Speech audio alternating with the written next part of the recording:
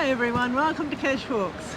Well, we're in London again. We're spending the day going to some really quirky places, and we hope to go mudlarking around 2:30 at low tide.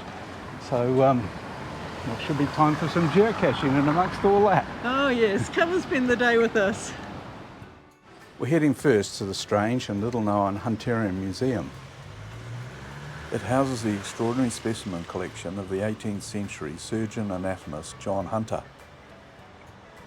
We will pick up a geocache at Lincoln's Inn Fields, which we pass on our walk to the College of Surgeons and its strange museum. We're just heading to Lincoln's Fields to find the first geocache here. It's 100 metres away. Okay. And there's the square called Lincoln's Fields.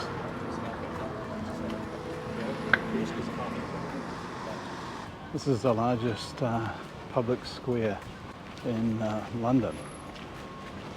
Not the largest park, but public square. Used to be way out in the countryside, miles from the city. But over the centuries, the city has swallowed it up.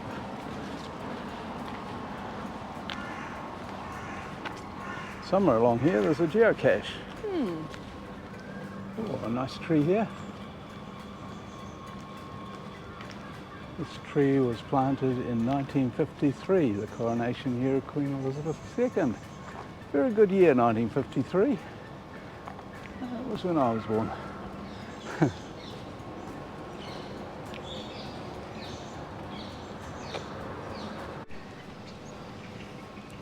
Looks like we might be at ground zero.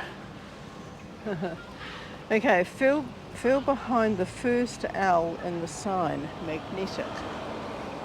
First L in the sign. Okay, got to find a sign. Oh, maybe over here. Okay, might be out here somewhere. Oh, What was it? Here. Behind the first L in the sign. Can you see it there, Lynn? No. The last person who found it says the magnet has come off, but it's cleverly placed a bit below, so it's still very findable. All right, let's go and see if we can see it then. Okay, let's look around here, see if we can spot it. And it's below the sign, is it? Yes. Okay, can you see the cache? It's right in frame now. Cleverly placed below the sign. There it is, folks. Just tucked in there. Nice way of fixing the problem of the magnet coming off. Logbooks had quite a lot of people. Yes. Look at that. Goodness, that's full. Yeah, it sure is. We'll just put our initials there. Yeah, all signed. Excellent. If you were here in 1376, you would have seen knights jousting. We are in Lincoln's Field. Lots of dog walkers, lots of people enjoying the park-like facilities here. Okay, here we are at the Royal College of Surgeons of England, and although it's not very well marked, this is where the Hunterian Museum is, so we're going to have a look around. The museum is open Tuesday to Saturday, 10 a.m. to 5 p.m. Entry is free. Warning, it's a little creepy. Here's a skull of an Asian elephant. So many interesting things to see.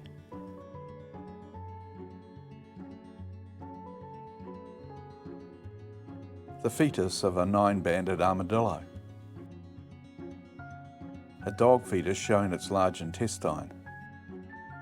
There are thousands of specimens in these glass cabinets. The museum includes England's largest public display of human anatomy.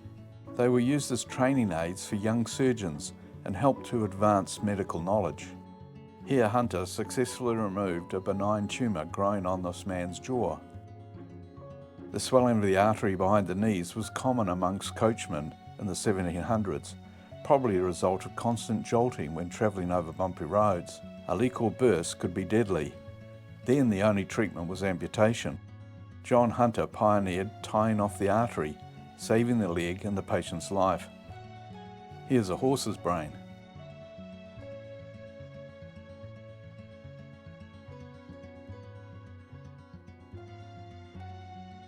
There's an interesting section on the wonders of plastic surgery to repair damage.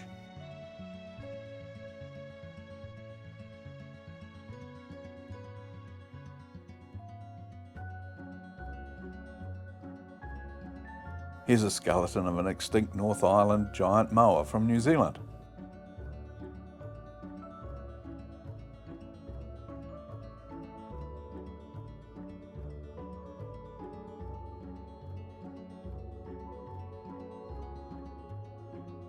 Moving on to more modern surgery techniques.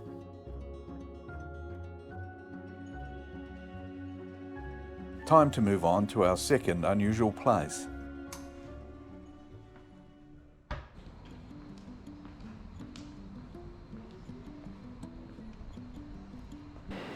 Okay, it's about 450 metres away. Okay, so that's John Yes. Soane's museum. That's right, yes. And it's another quirky museum, a bit different to this one. Well, very different to this one, but still quite quirky. Just walking past the old curiosity shop, immortalised by Charles Dickens. We weren't really expecting that. We didn't know it was here. Just one of those chance things that happens in London. So full of history. The museum we're heading to has been kept as it was at the time of John Sloane's death in 1837 and displays his vast collection of antiquities, furniture, sculptures, architectural models and paintings, all jammed into the rooms of his house. There's also a geocache here. Number 1 is what is the 3rd year stated on the left-hand read sign. Inside we need to go to the library dining room, find the clock. How many celestial bodies are at the top of the clock? Entry's free and you can visit by walking in on the day. The house is jam-packed with amazing objects, so much so it's rather slow progress through the rooms and corridors. Such a cool place. We were not allowed to video, but photos are okay.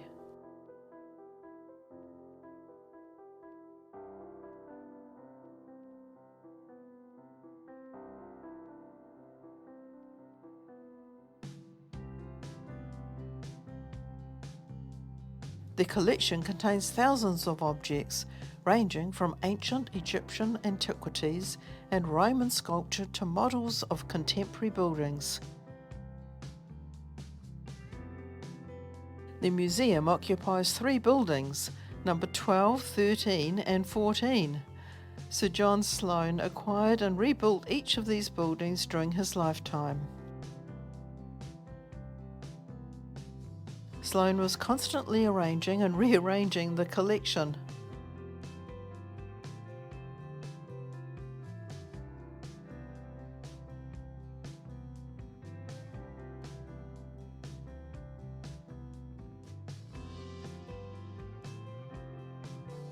In 1833, Sloane negotiated a private Act of Parliament to preserve his house and collection exactly as it was arranged at the time of his death, and to keep it open and free for inspiration and education.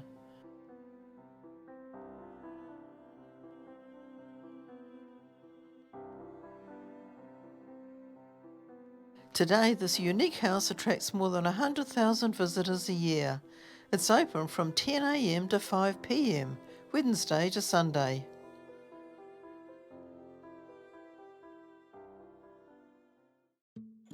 It's time for lunch. Okay, we're off to find a virtual historic pub.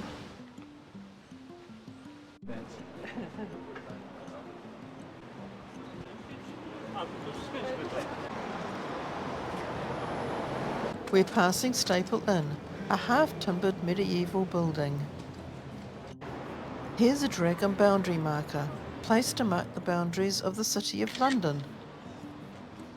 Love passing these. Now to find the pub.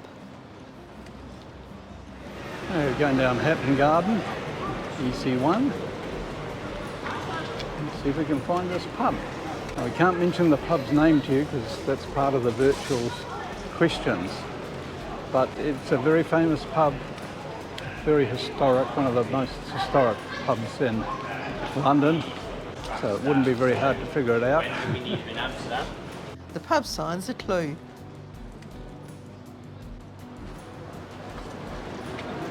We found the entrance. It's a little bit difficult to find. You've got to keep your eyes open for this one, folks.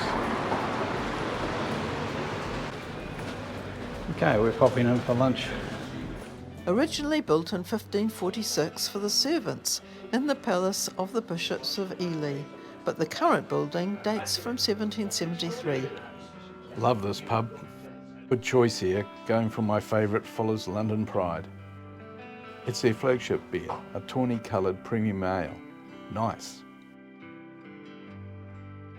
Cheers. There are some interesting things to see around the room. Queen Elizabeth I and Sir Christopher Hatton. Both may have known this pub. Now lunch. Rick's having a pork pie with lovely chutney. I'm having a nice cheese toastie. In this corner behind the glass is the trunk of an old cherry tree. It's hard to photograph due to the reflections on the glass. Elizabeth I was said to have danced around it with Sir Christopher Hatton, one of her favourite statesmen. But there's no contemporary accounts, so probably not factual, just a nice story. There's an old coal hole cover here in the ground. Oh, that's pretty cool.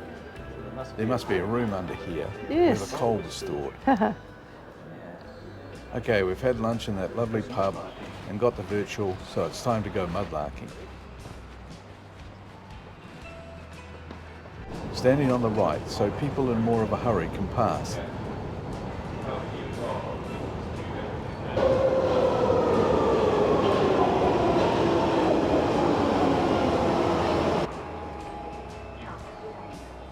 Now down to the foreshore at low tide. We start looking as soon as we're on the foreshore, as we once found a 17th century clay pipe bowl right at the foot of these stairs.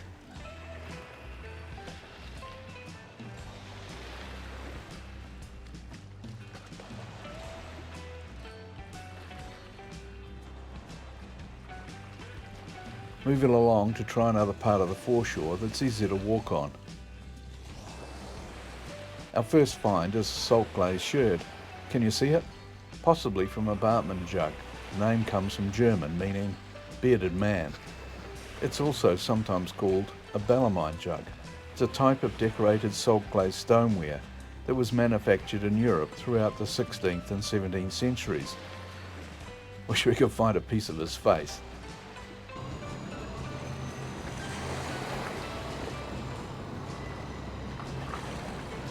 Directly behind us is London Bridge, and in the very far distance, which you may not even be able to see on this, is Tower Bridge.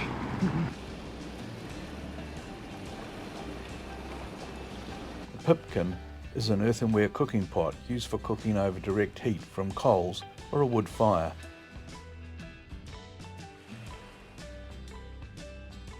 Can you see the black glazed earthenware? Usually from drinking vessels such as a mug.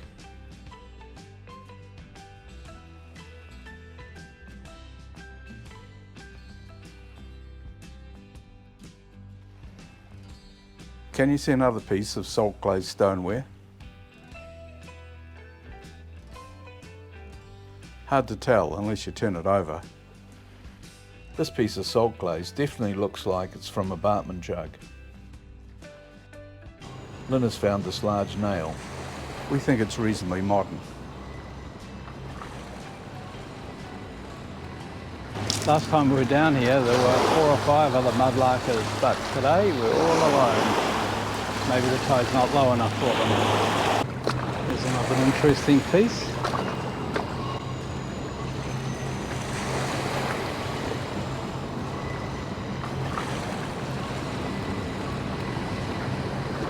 There's one of the tiles. With the holes through. Yeah. Look, there's another one there and a hole there. I always like to think if they've got black sooty marks on them that it could be from the Great Fire of London, Oh, it could be. but I doubt it. We will say it is. Yeah, it's a nice thought. Certainly old. It is. Just seen something interesting here on the foreshore, but we have seen tiles like this before from other mudlarkers, so we're definitely going to pick it up and have a good look at it and just see if we can figure out what it is. Maybe a roofing tile. It's very thick, quite heavy. They were overlapping roof tiles made from fired clay that gave a waterproof and durable roof covering. They were used on almost every type of structure, from humble outbuildings to grand temples and public facilities. Not sure about this piece either.